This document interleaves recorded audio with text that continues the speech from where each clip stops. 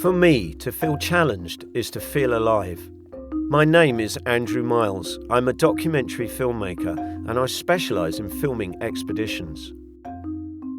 My nickname for many years now has been Arctic Andy, but that might soon have to change. I was about to embark on my toughest expedition yet. I had a dream, albeit a bit of a crazy one.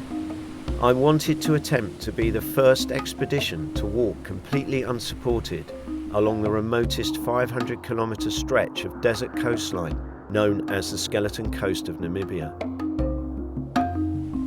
I also wanted to attempt to be the first land expedition ever to desalinate all their fresh water from the sea. So here we are finally in Africa, and after 4 years of planning, this mad idea seems to be becoming a reality. It's 10 to 6. This is a day I've been thinking about for a very, very, very long time. Years, in fact. And this is it. We're off today. We've got an incredibly long day today. So get some breakfast and we're off. And wow, what a big day this is going to be. I needed someone I could rely on to lead the group, so I asked my good friend and explorer, Jason Decartre, to be the expedition leader. A little bit of a nervous sleep last night, I think I woke up a few times, it'd be fair to say. But yeah, I think now I'm looking forward to getting out there and just leaving all the stress of life behind. I think it's fair to say there's a lot of people that are sort of questioning whether we're going to do it. So, yeah, no more talking. Now it's time for action. We put together a team of 12 intrepid would-be explorers. At the moment, I'm not nervous yet, but I think when I see those sand dunes, I'll be like, my knees will be clacking together. Just can't wait to get on the coast. Let's do it, boy. We decided to give people who wouldn't normally have this opportunity the chance to attempt a world first. We wanted to put together a group of people that, when pushed to the limit, could summon the inner strength and make it to the end. But a question still lingered. Could everyone work together as a team? I guess we were about to find out.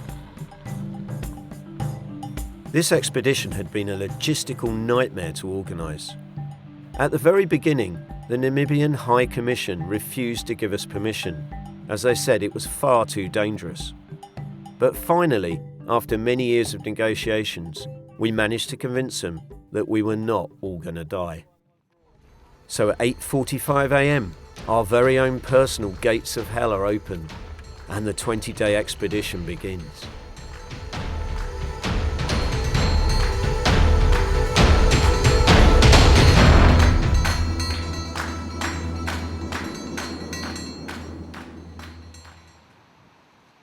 What a magnificent, magnificent place.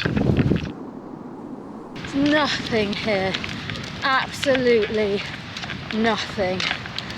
Life is so sparse.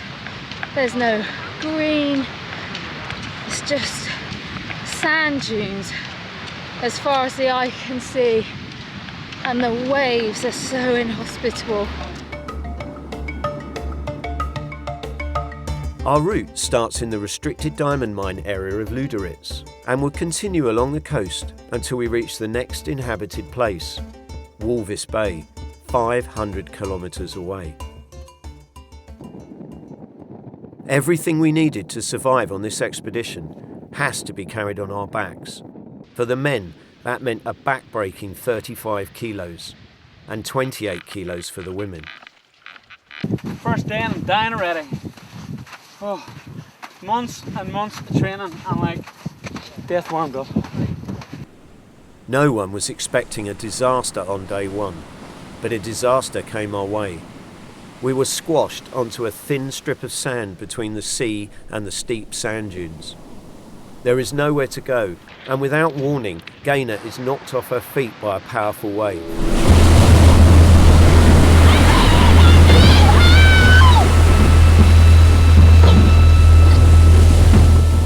I just got caught got in some wet sand, my foot went in because of the big heavy packs. My feet just gave way and I landed on my hands and knees and the water just came right over me. To be honest, I was quite lucky that I didn't get dragged back in. Being forced to walk so close to such a deadly coastline means that Jason is only too aware that this could happen again.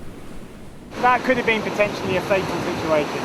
If there was another wave that hit you and would have rolled you out, the chances of you being able to get out of a fully done up rucksack are very small. Okay, so I think if we're all in agreement from now on, we only go in pairs. Everybody happy with that? 2 by 2? Yeah? Lee is the youngest member of the team, and for him, to be on this expedition is a dream come true. I've been travelling since I was about 17, I guess. I've never really had a full-time job. I work to travel, just kind of to fund my habit, really, I guess you'd call it. You know, I'm not a 9-to-5 guy. I couldn't do that. Mortgage, credit cards, anything like that, you know, I just stay well away from. Overall, most of my life has been working on logistics in the outdoors on fairly major expeditions. I hold a world record as part of a team for the South Pole for the fastest surface traverse, and that has been great. I mean, I think overall I've led a blessed life. Jason, for me, he's been such an inspiration to me to learn from, you know. His knowledge is overwhelming, so to be here and to be learning off him has been a massive highlight, a massive bonus for me. It was a killer of a first day, but we had managed to complete the first 32 kilometres of the journey as planned. Woohoo! Base Camp 1, I made it! For a first expedition, I sure picked a hard one. Absolutely knackered. I've got pain in my head, pains in my feet, pain in my back. Alistair, our team doctor, is already being called on by nearly everybody at the same time, all with horribly blistered feet. I've got 2 of the buggers. Never mind, it's all part of the trip. I have got a mother of a blister, which I've got no idea, and I didn't even feel it, so I'm going to have to deal with it.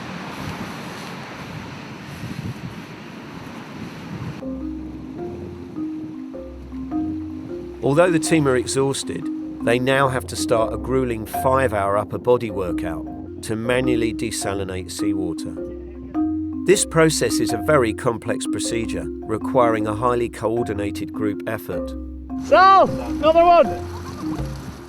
We need to collect 700 litres of seawater and then pump it through 4 desalination filters to produce just 70 litres of fresh water. This should be enough for all 14 members of the expedition to survive each day.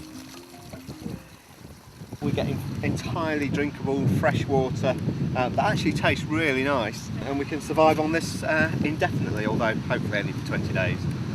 Water is more precious than gold or diamonds at the moment.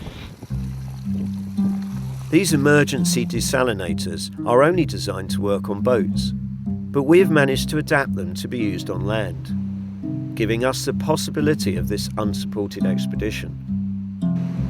However, this 5-hour labour-intensive procedure might prove to be just as challenging as the huge 500-kilometre distance we need to cover.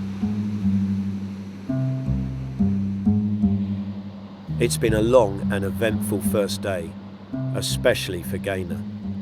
Physically, I did all right today. Sort of, you know, the challenge for me, I think, is going to be mentally and emotionally. And the cracks are already starting to show. Only in that I got really scared today when I went in the water. And then just came out thinking about my mum and dad and and my family, and just in the sense of what they would make of it, and the fact that they'd be really worried about me, and really is it worth it, you know? I just felt like I could have gone in today and that would have been the end of me. And I'm really shaken up about it. That's why they call it the Skeleton Coast, I guess.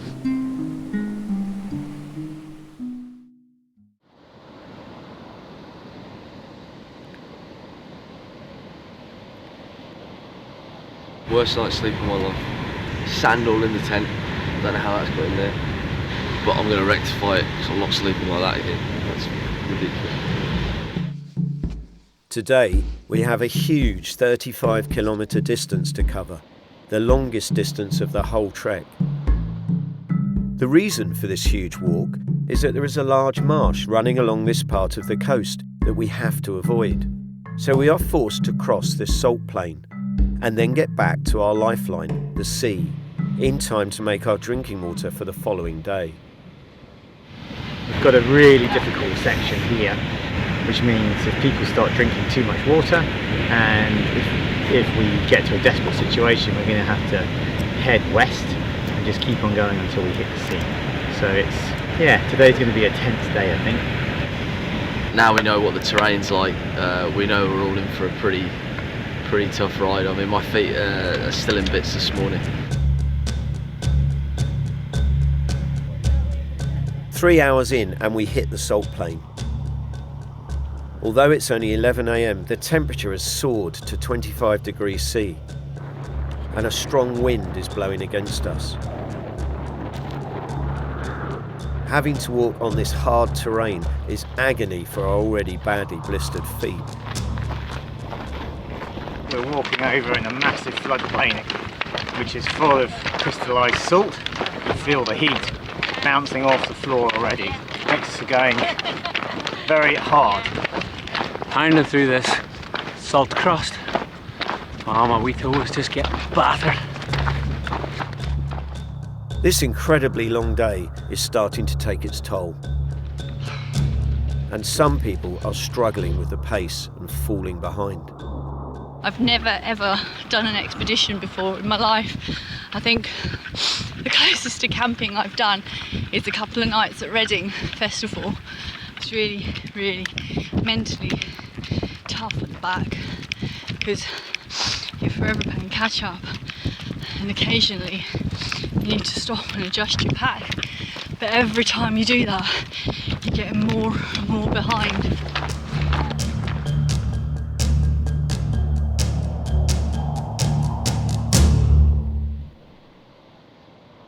It was late, but we made the 35 kilometres to our planned camp, but at a high price.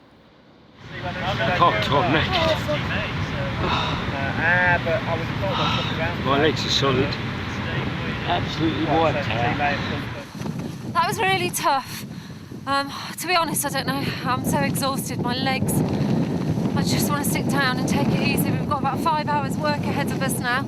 Wind has just picked up and it just feels like hell. Can't wait to put these tents up and just get a bit of a break.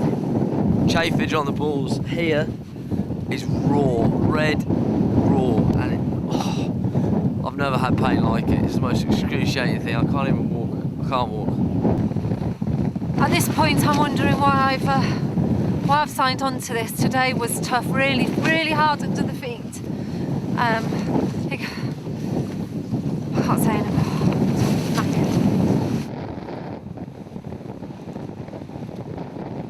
I don't think any of us can keep this up for 20 days. It's just impossible. It's just a real challenge.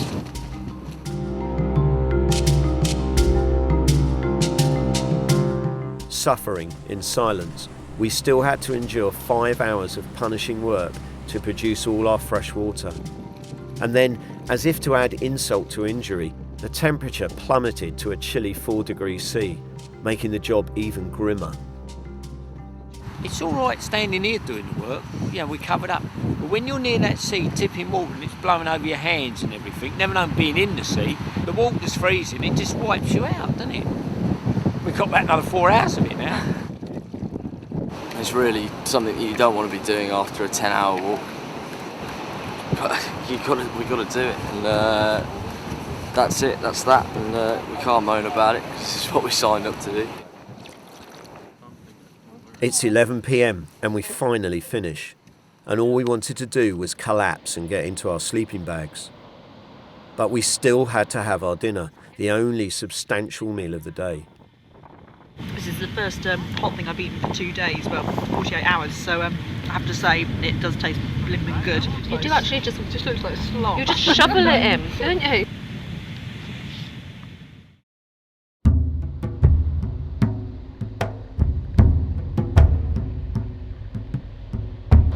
Beginning of day 3, we're up to schedule according to our plan, so the group has done fantastically well. Although people are tired and people have got very sore feet, there's quite a lot of blisters around. We walked over a very hard salt pan yesterday. Yeah. Okay, as you can see here, not just a bad blister, but the sand has got inside the blister after it had been cut. So we've really got to de-roof now and take the dead skin off it, so we can clean it properly. Then we'll protect it, and then she'll be off and running again. You're a brave girl. I know how much that hurts. I've got some diazepam in my bag, I might take that out. Says it all. The one thing that I cannot cope with is lots of infected blisters. I don't have enough antibiotics to get round, and that's the one thing that will, stop you moving forward. But what we don't want is raw blisters wandering around in the sand. This is the most inhospitable place. There is nothing here that will sustain human life. There's no oases, there's no rivers, there is no water to be had anywhere except for millions and millions of litres of it on our left. Everybody had their own reasons for being on this expedition, and some were more personal than others. At the beginning of this year, I had a real tough time with things. I had a complete mental nervous breakdown. When I had this nervous breakdown, I lost about 1.5 stone in like 2 or 3 days. Just physically, I just wasn't eating. Days would go by and I'd be like, oh, can't remember the last time food passed my mouth. But I didn't want to stay like that. I just couldn't bear it. I hated being where I was. So I decided that I needed to plan something. So I wrote to Andrew, and here I am, and I'm so glad. I come from Birmingham. I've lived there for quite a few years now. I go to church in Birmingham. When I was 16, I decided that God really was important to me, and that's probably been the biggest influence on my life. And although something like this might be really difficult, I'm never on my own. He's always there as a friend, and that makes all the difference. I think an expedition like this gives you all sorts of other thoughts about what you want to do with your life. Regrets in my life? I regret not being closer to my family. I've got the most wonderful parents. My God. My mother and my father have been amazingly supportive of everything I've ever done. I haven't given them grandchildren. I don't keep in touch that much. Maybe that's why sometimes I feel very alone. And I hate it. I don't like being on my own. Missing, I think, a partner in my life. I think that's what I yearn for most. Somebody to share these incredible journeys I've had. It was the end of day 3. We were all totally worn out, but surprisingly, we had managed to make our 28-kilometre target. And thankfully, we could start water pumping before nightfall. It's been 3 of the hardest days of my life. Not just as a cameraman, but just actually doing this expedition. I know I dreamt this idea up originally. It's all very well looking at a map and thinking, oh, that would be an amazing trip to do. But here we are, 3 days into it, and I'm absolutely amazed by this team of people here. They have dug so deep to find the strength to do what they've done already, and it gives me the hope that we can make this as a team to the end, which will be an unbelievable achievement.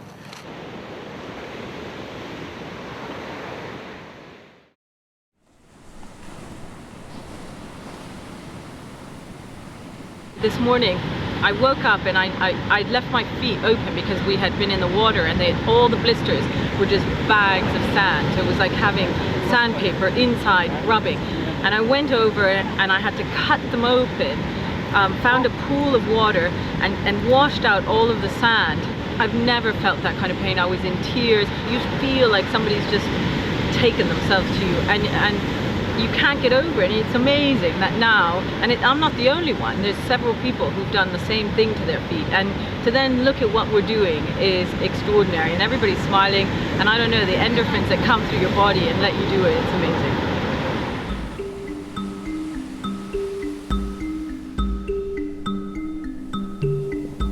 The combined exhaustion from 3 very long days and everybody's badly blistered feet means worryingly we are now falling behind on today's schedule. I'm keen to get the group moving again because we can't keep on slipping backwards. We're not going to make the distance. We're going to start slipping in days, let alone miles.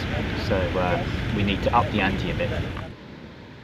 Again, the fast pace is proving to be too much for some of the team.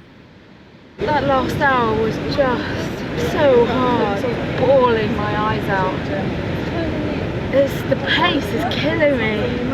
All the men charging ahead with their long legs, and you know, my legs just aren't that long. It's just, too much. It's not good. I'm not in good shape, and just another bad day.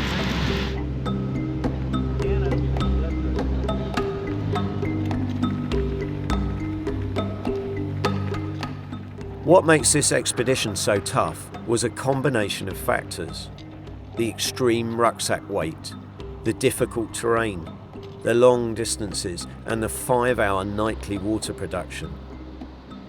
Subsequently, at the end of day 4, we are starting to fall badly behind. You've walked for 9 hours today over some really challenging terrain, but we've lost distance today. We're now 6 miles behind schedule.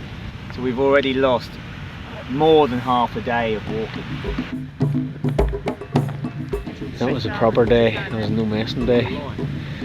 I don't have feet anymore. I've just got like things going on down there, throbbing.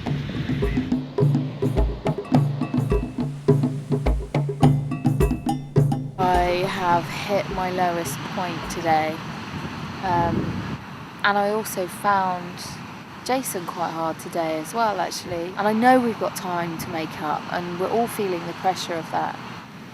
He's so hard on people sometimes, so hard. Sometimes I do feel the pressure of I have to be Mr. Perfect. I have to be up, have my thing packed, my rucksack packed, get my tent down, lead the group, do the navigation, take all the decisions. Sometimes it feels like it's not really appreciated, I guess. It is getting very tiring. Good night to day 4.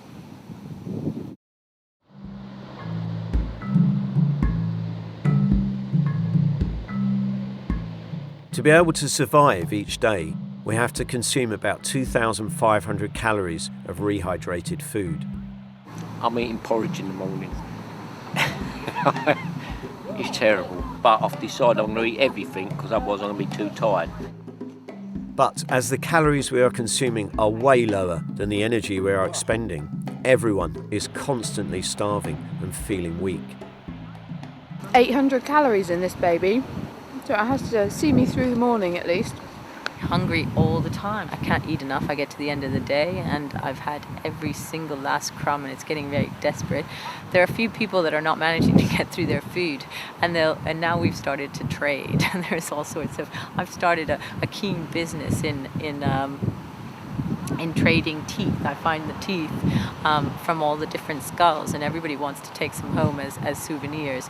Other people are trading massages, and some people are trading drinks at the end. But Ching has an entirely different issue with the food and has been keeping it a secret from the rest of the group. Really conscious that I'm not really eating properly, which is a big concern because I just don't seem to be hungry in the mornings. And I think on the first day I ate 2 spoonfuls of my porridge, and on the second I didn't eat any. On the third I ate half my granola and buried the rest, and on the 4th day I buried my breakfast for day 4 and 5. Probably not wise, because I don't want to get too weak and hold the team back, because that is likely what's going to happen. I haven't got the energy. Ching knows if anyone found out about her secret, the whole team would be furious. Her actions could jeopardise the success of the entire expedition. Once more, the terrain is preventing us from keeping to the coastline. Jason has to take us up into the hazardous rocky hills to detour steep cliffs, and then he has to find a way to get us back down to the sea again. Oh, I could do this all day. Oh. So far, Jason had been navigating without the help of GPS. Instead, he has decided to just use his traditional compass together with his vast experience. You can see another mountain over there. I think we got no choice, but we'll go in between these two and go down to the coast. We took a bit of a chance before by cutting inland, not sticking to the coast, and we've been walking for a good few hours now just on a compass bearing. Just walking on a compass bearing, how many people do that these days? It's been brilliant. The detour is much harder for some than others, and those not used to climbing with extremely heavy rucksacks find it particularly unnerving. Just about to go down a hill as steep as the one we've just climbed up. Yippee! Oh my god. Save your feet, save your feet. You're okay, you're okay, you're okay. Keep your feet. That's it, just sideways, slightly sideways. Alright, okay, be brave. Be braver. Don't worry, little. It's okay, save your feet, you're okay. Yeah, no, sorry. Oh, feel the burn, baby. I'm feeling it. And the blisters. Thanks, guys. For Davey, who is a seasoned mountaineer, it wasn't as easy as he was expecting. Hard. And he is now paying the price. Hard. The climb into the mountains means we arrive at camp much later than planned. It's been a long day, man. We've only just stopped, and it's windy, it's cold. The water's straight up out of the Antarctic. It's freezing, man. I get the beast of an ice cream headache. Thing is, we've been walking all day, but when we get in, we're knackered and we just don't have time to chill out. It's like straight away, get on the pumps. Sun's only just dipped and we've only just started, so we're gonna be here all night. I need to go warm up, man. Davey's struggling quite a lot. I thought he'd be much stronger. I thought he'd be up at the front, sort of challenging the leadership all the time, but quite from it. I mean, he's a massively positive guy, great for morale. I just thought physically he'd be stronger.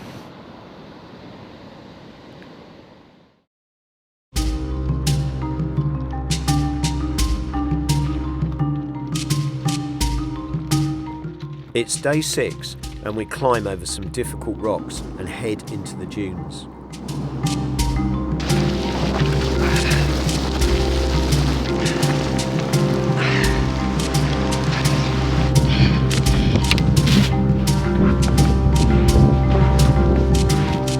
At the top, we are hit by a sandstorm.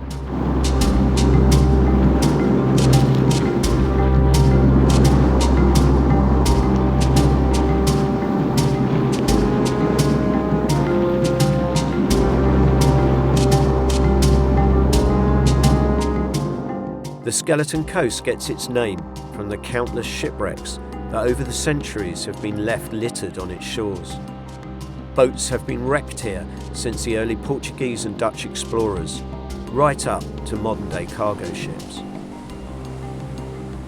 These guys must have landed in this very hostile environment. There were survivors, and they must have, thanked God that they'd survived. But this is the worst place in the world. You'll never get out alive. 100 miles everywhere around you, there's nothing, and I mean nothing. Nobody can question how difficult this expedition has been. I've led over 60 expeditions in various countries around the world, both hot and cold, and the amount that I've had to dig deep and push on this one has been no different. I would say that this Skeleton Coast expedition is actually harder than a South Pole expedition. But with this, there's been no help, there's been no assistance, there's been no support from no one. And that makes this expedition in a class of its own.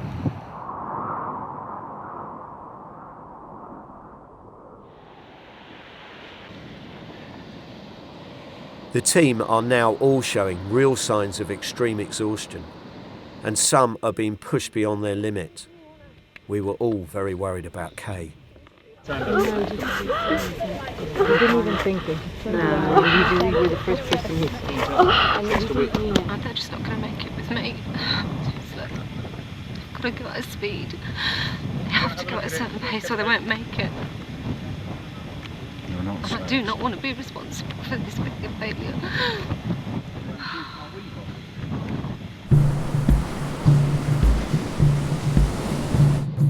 It's no surprise that after we finished our night duties, we all head to bed, drained from the day. Night, girls. Night. In the middle of the night, Christina is woken by animal noises. Something is in the camp stealing our equipment. Retrieving what she can, cold and tired, she goes back to bed. In the morning, we find out the grim reality of what had happened in the night. The jackals were coming up and they were breathing, and they were, pawing at the tent behind us because there was stuff just scattered absolutely everywhere. And then I realized that they had just dragged everything. So I came outside and I tried to scare them away, but they weren't even scared, even if I was here. I found Sally's shoes halfway up the mountain, her gaiter in a different direction, and so I think we found the last of the missing items. Alistair discovers a damaged water bottle dumped by the shore. Looks like the jackals have taken it down and chewed the end.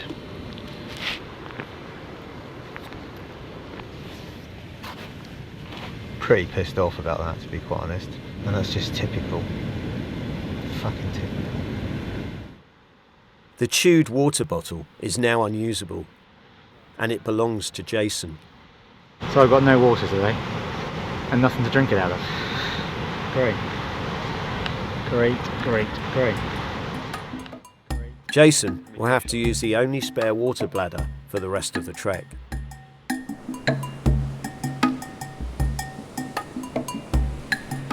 Morale seems low, and we all just push on in an uneasy silence. Today I was hobbling along, because that's all I do. I can't walk, I hobble. And two people out of the team literally just went either side of me, carried on their conversation, didn't even acknowledge me. I find that difficult because you're in a team, you pull together and you look after each other.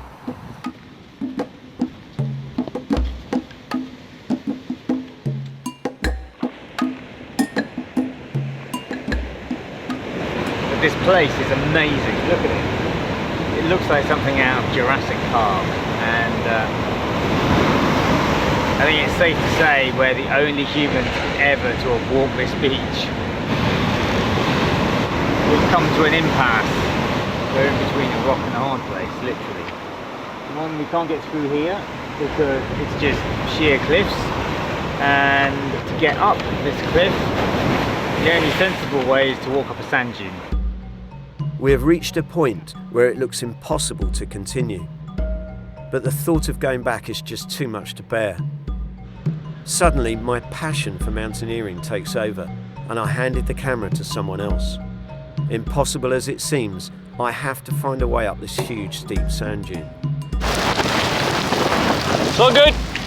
Davey also tries to find a route around the cliff face, but after half an hour he gives up. as it was just too steep and far too dangerous. But I have better luck. Once you get to that corner, Yeah. I think we can do it. Unfortunately, the only way is up, but the sand is so hot and really just crumbles beneath your feet, so it's really tough coming up that stretch. Now it's possible for everyone to attempt this arduous ascent.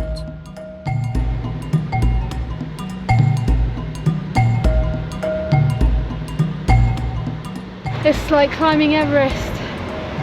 You can take a couple of steps and that's it. Your energy is just being zapped. We've finally reached the top, but it's taken us 4 hours. I'm not doing that ever again in my entire life. It was horrible. That took it out of me completely.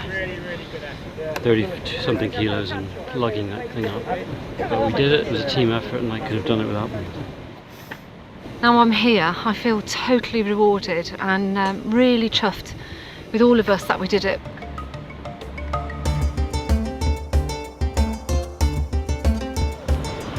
Yay! I'm first into camp! Fuck me, I never thought that would happen. I've got Namibian Tourette's, jeez. It was getting late, and unfortunately the only place we could find with good access to the sea was in the middle of a huge seal colony. This might look like the perfect place to sit and watch the wildlife, but a seal bite can prove fatal. They have dangerous bacteria in their mouths, and they can also carry rabies. I'm standing on a rock at the moment. It's 9 o'clock at night and we're on seal protection duty. Not protecting the seals, but actually protecting us from the seals.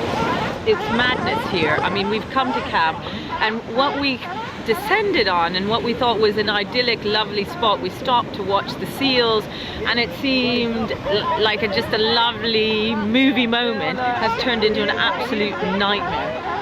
First seals are quite territorial, especially at this time of year when they've just had their seal pups.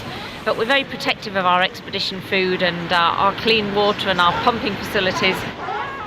The jackals are coming in from the top because they're wanting to hunt the seals, so we're stopping them from getting to the seals, and the seals are wanting to get onto their territory because this is their home.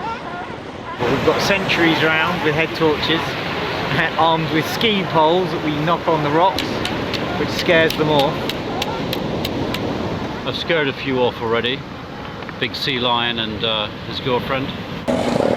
But there's just tons of them. I mean, there's hundreds and hundreds of them out at sea, and they're all wanting to come ashore and have a nice rest where we've pitched our tents.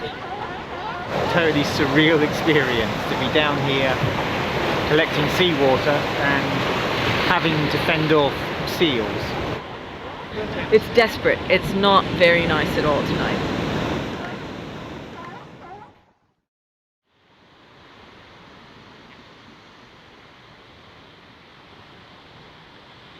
I was trying to sleep last night and them sea lions, there's about 12 of them near us. The noises they were making, so in the end I got the hump and I went out my underpants and a stick. Chased them down to the sea. Bugger me, 5 minutes later they're back up here making the noise again, so I stuck earplugs in. Today is the day we have all been dreading. We have to pass the legendary Lungavand, which means long wall. It is in fact a huge continuous sand dune spilling into the sea, too steep to climb, and with only a thin strip of sand at its base, which we are forced to walk on towards the only one possible place to camp. It's going to be a race against time, because this gap will disappear at high tide. There's 3 of them. It's where the sand comes down, but this is our biggest one. It's about 20 miles. What I think we're going to do is that we'll try and get there tonight and then camp there. Now what's there, we're not sure, but it does look like we're going to be taking on the myth today. The myth of the Longnifeldt that everybody has said is going to be so difficult. We set off, but after only an hour of racing against the tide, we lose the battle and we are forced to stop.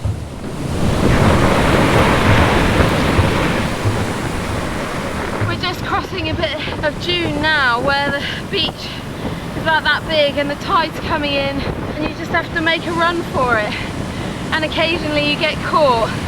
Came up to my knees, my feet are soaking, my boots are soaking, and it's not very pleasant. You give up in the end. This forced rest stop comes as a blessed relief. The sea is unbelievable. Unbelievably beautiful, but unbelievably powerful and destructive at the same time. We stopped at around about 1:10, but now we've been stopped 2.5 hours waiting for the tide. We can't camp here, so we've almost got no option but to carry on. After 2 hours of glorious inactivity, the tide turns and Jason decides it's time to go. This place is unbelievable. It's magnificent. It's like landing on Mars. The terrain is just so different. Every corner you turn, you know, you think you're expecting rock or sand and you get something completely different. Wouldn't want to be anywhere else right now. At 6:30 p.m, we arrive at the halfway point on the Lungavant, and we manage to just fit our 5 tents on the very cramped shelf.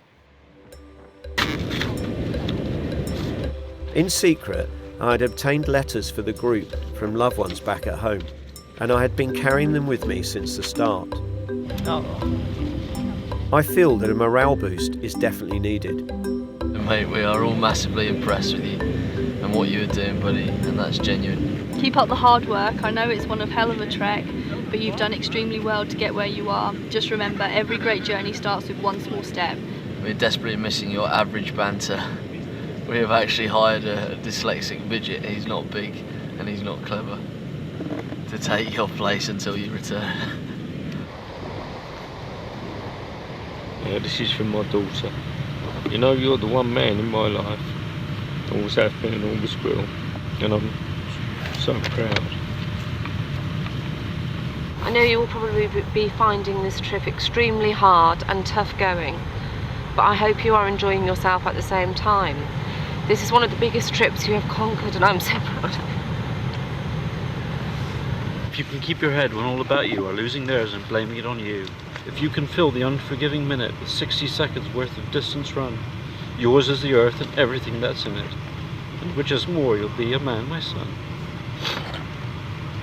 Rudyard Kipling, 1865-1936, English writer and poet. It's a beautiful poem. I know it very well. It's from my father. It's just what I needed.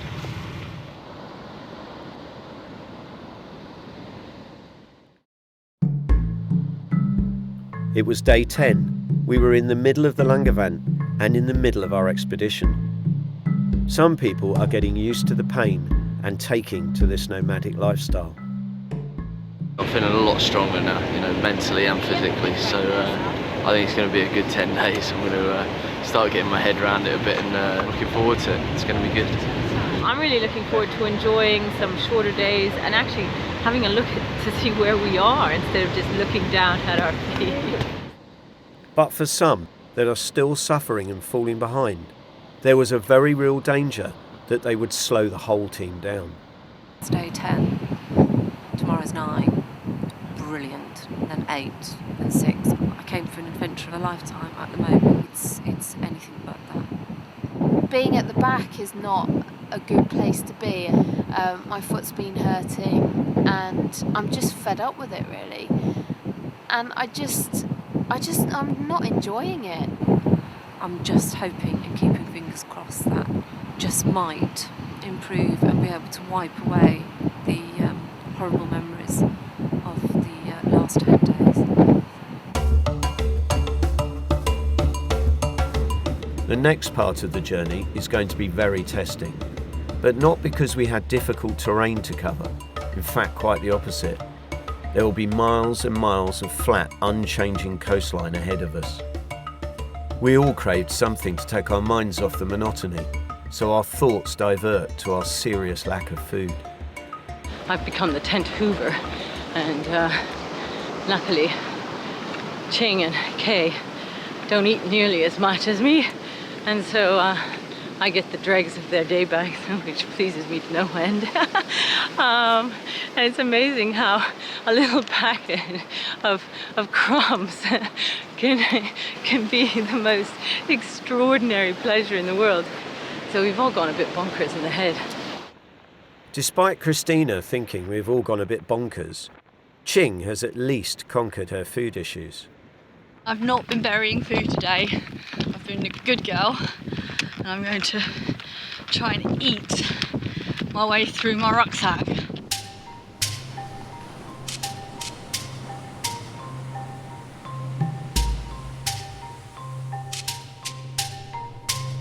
Suddenly, there was a relief from the monotony of the landscape. We stumble upon the huge wreck of the Edward Bolen, a German cargo ship that ran aground in 1907. It's now stranded like a beached whale in the middle of the desert. Just sitting on the prow of a wreck that we've come over the sands to. It's probably about 300 metres from the sea. The desert's obviously grown since the ship was wrecked here. It was incredible to imagine all of the men that were stuck on there, that were fighting the inevitable and coming ashore and battling, and then the ship that's just disintegrating, the metal and the wood, just kind of like shadows of what it used to be.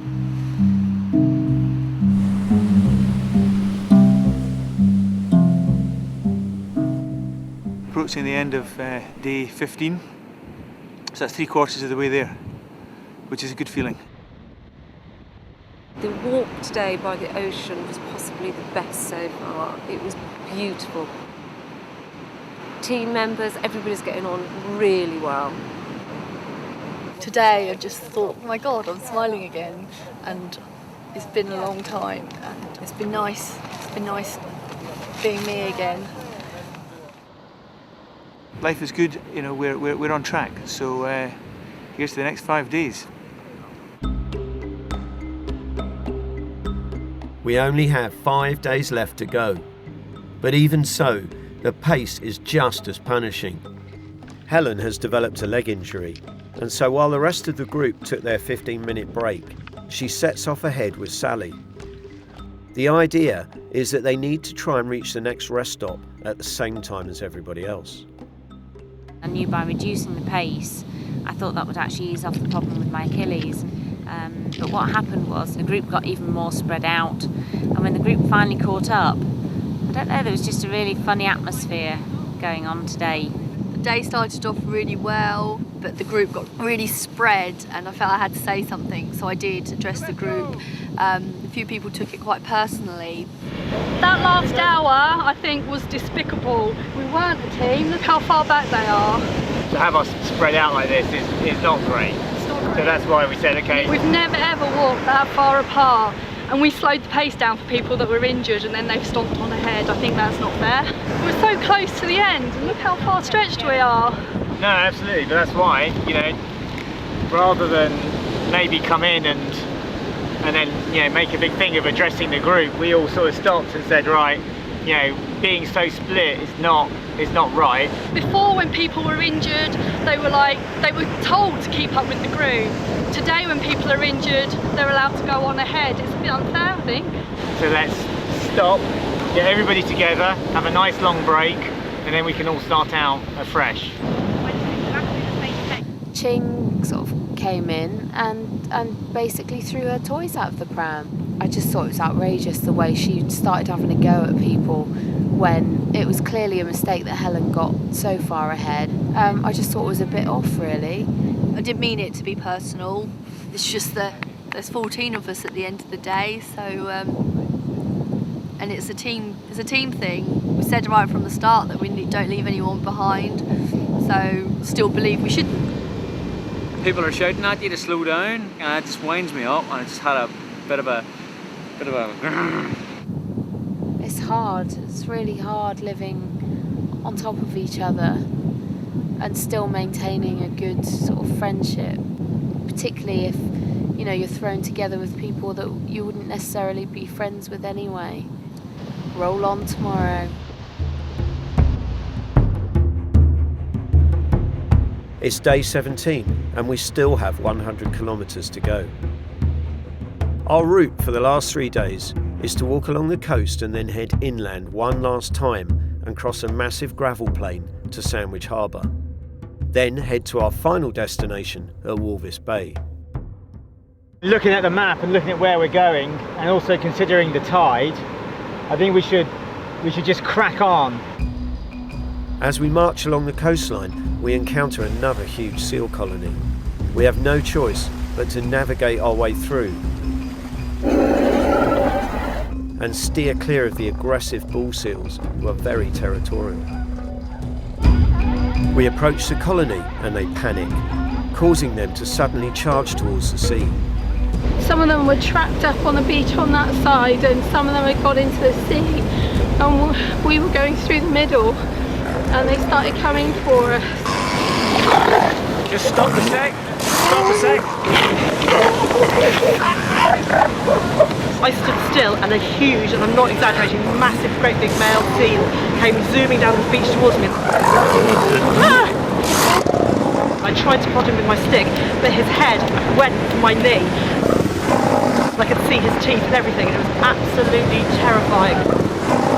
I just lost the plot completely. Ended up in a bit of a panic attack there. Just couldn't breathe, crying. I'm just calming down now.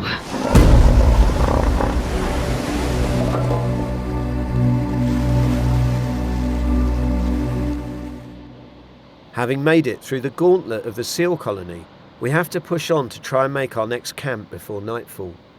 We've come to a sort of a decision point really. We've got dunes heading north as always, but our locator is Sandwich Harbour, which is a little bit east, so we have to climb over some sand dunes.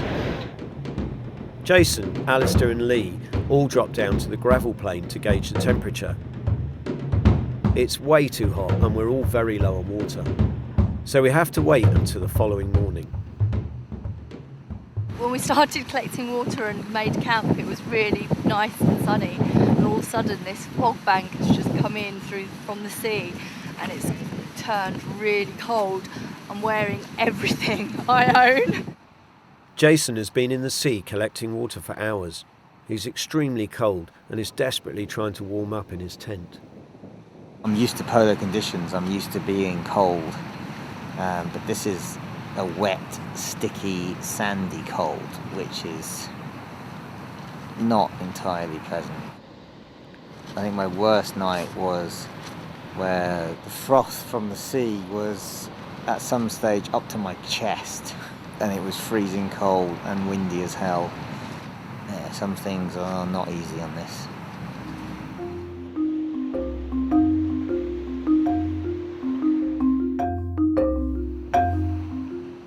It was 6 a.m. and luckily the cold weather has continued. So Jason is keen to make an early start and try to make up for lost time yesterday. I know it's cold this morning. We're almost in the perfect position to go over here, down that sand dune, cut across the salt flat, straight up to the lagoon, and then from the lagoon, take it from there. Oh, look at this. Look at this.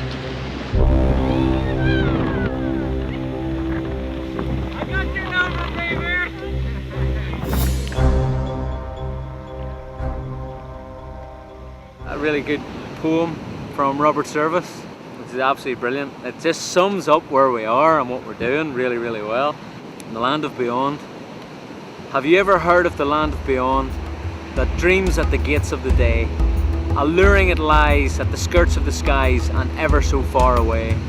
Have you ever stood where the silences brood and vast the horizons begin? The goal you would strive for and win. Yet in the night when you gain to the height, with the vast pool of heaven stars spawned, afar and gleaming like a valley of dreaming, still mocks you the land of beyond.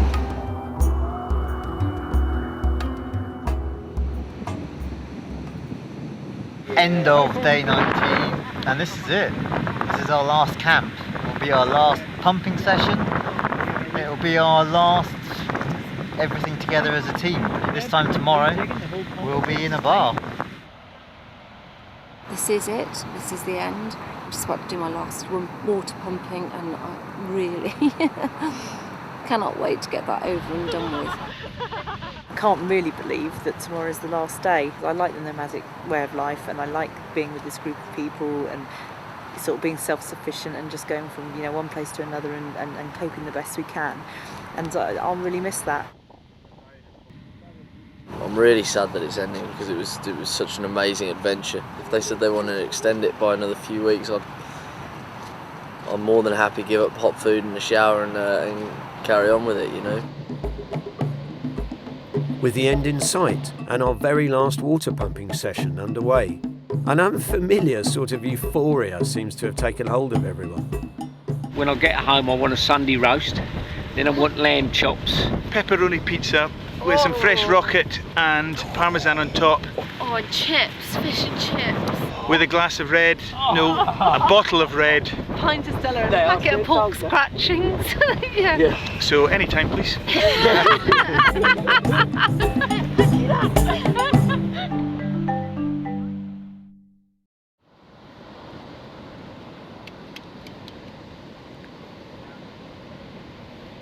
Last time for patching up feet. Oh. I don't want this to be over, but my feet want it to be over. Doesn't seem real. It just doesn't seem real. Yeah. We've all run out of food, so we need to hurry up and get back.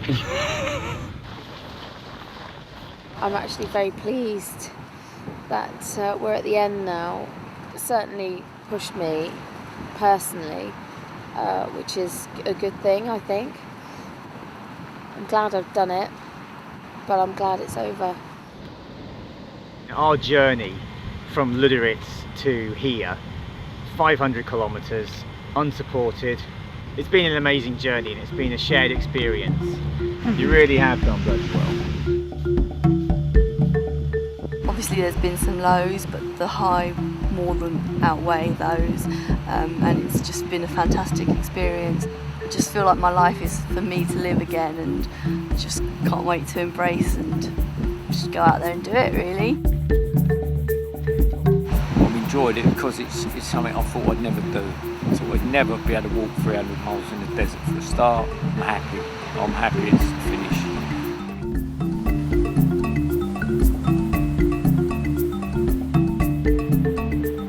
The nature has been extraordinary. The solitude, the desolation of it all has been stunning. It has given us a chance to be very introspective and meditative and to travel through this space, and really it is an incredible place, and the world is an incredible place, and I think we all go away feeling full from it. After 20 of the most punishing days imaginable, we have achieved something truly remarkable, and my dream has finally become a reality.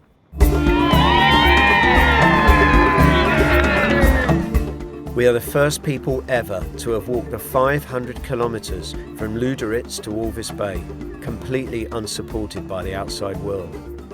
And now it's over.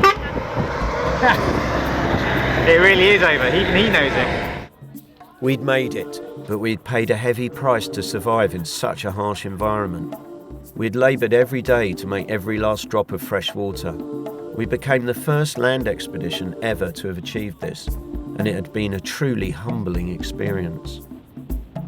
It's not really sunk into my brain yet. It's not quite real that we've actually finished. We've actually achieved what we set out to achieve, but it's really good. It's amazing. I've just had 20 days of the most awesome, sometimes painful, sometimes exciting, sometimes scary, sometimes just amazing journey of my life, and just privileged to have been on this expedition. We had come together as a team, overcome pain and pushed ourselves further than we'd ever thought imaginable. We had learned not only how to survive in a desert, but more importantly how to prevail over our own psychological limits.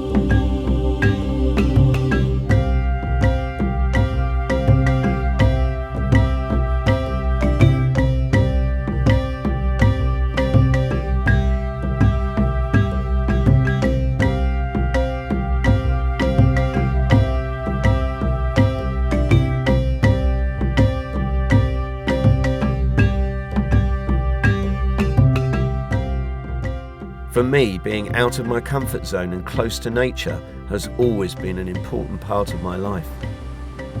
But life changes. Now I have a new and very different challenge ahead of me, and possibly my greatest challenge yet. It comes with a new nickname, Papa.